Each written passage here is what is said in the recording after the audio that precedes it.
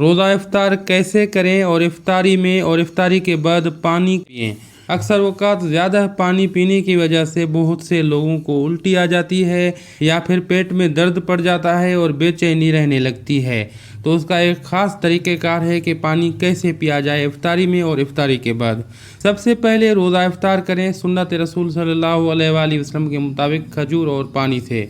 खजूर का 1 या 2 दाने खजूर के उठाएं और रोज़ा इफ्तार करें और पानी पिएं, सिर्फ़ और सिर्फ 1 गिलास, वो भी नॉर्मल हो, बिल्कुल ठंडा ना हो, नॉर्मल ठंडा हो। अब उसको आप चंद घूंट पिएं, फिर थोड़ा सा फल फ्रूट वगैरह खाएं, जो चीज़ आप खाना चाहते हैं, फिर चंद घूंट पिएं। इस तरह से ज़्यादा आप इफ्तारी करते वक्त 1 गिलास पी सकते हैं, इससे ज़्यादा नहीं पी सकते।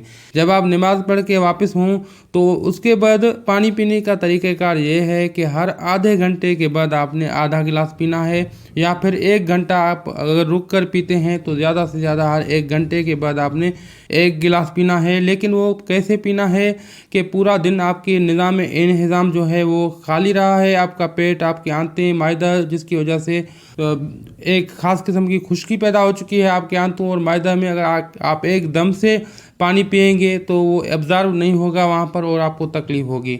वो 10 से 15 मिनट में आप एक घूंट करके आप इस पानी को पिएंगे। एक गिलास अपने साइड में रख लें, नॉर्मल सा पानी हो, बहुत ज़्यादा ठंडा ना हो, और एक घूंट करके 10 से 15 मिनट में आप पिएं। आप यकीन जानिए आपको किसी किस्म की कोई तकलीफ़ नहीं होगी।